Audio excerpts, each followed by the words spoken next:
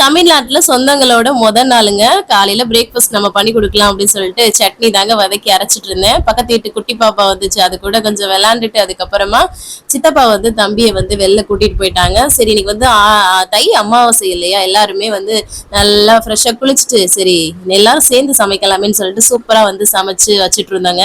ரொம்ப ஒரு புது எக்ஸ்பீரியன்ஸ் இல்லையா, எல்லாரும் சேர்ந்து சமைக்கிறது, நம்மளே சமைச்சு சாப்பிட்றதுங்கிறது.